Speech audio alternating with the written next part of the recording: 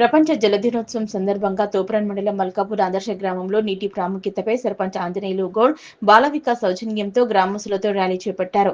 అంతకుముందు రైతులకు నీటి ఆవశ్యకతపై అవగాహన కల్పించారు. మానవ మనుగడకు త్రాగునీరు, సాగునీరు అవసరమని వాటిని ప్రాధాన్యతను ఈ సందర్భంగా వివరించారు. రైతులకు సంబంధించి బోరు బావుల వద్ద నీటి స్టోరేజ్ కోసం రీఛార్జ్ సోక్ఫిట్లను 30,000 రూపాయల వ్యయంతో బాల వికాస్ స్వచ్ఛంద సంస్థ ఉచితంగా నిర్మిస్తుందని, ఈ అవకాశాన్ని రైతులు సద్వినియోగం చేసుకోవాలని సర్పంచ్ పిలుపునిచ్చారు. ఈ కార్యక్రమంలో బాల వికాస్ కోఆర్డినేటర్ రాజ్ కుమార్, పాలకవర్గ సభ్యులు జిన్నా కృష్ణ, పిట్ల వేణు, మన్నె తిరుపతి రైతులు పాల్గొన్నారు.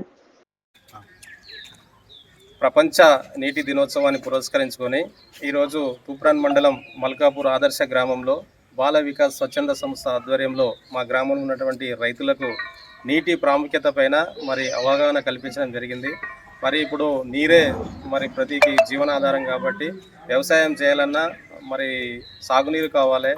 మనం రోజు నిత్యావసరాలకు వాడుకోవాలన్నా త్రాగునీరు ఇవన్నీ మనకు నీరు చాలా ప్రాముఖ్యం కాబట్టి ఈరోజు ఆ నీటి యొక్క ప్రాముఖ్యత పైన ప్రపంచ నీటి దినోత్సవం సందర్భంగా మా గ్రామస్తులందరికీ కూడా బాల వికాస్ స్వచ్ఛంద సంస్థ ఆధ్వర్యంలో కోఆర్డినేటర్ రాజ్ కుమార్ గారు మా పంచాయతీ పాలకవర్గ సభ్యులము గ్రామంలో ఉన్న రైతులందరికీ కూడా నీటి ప్రాముఖ్యత పైన వివరించడం జరిగింది.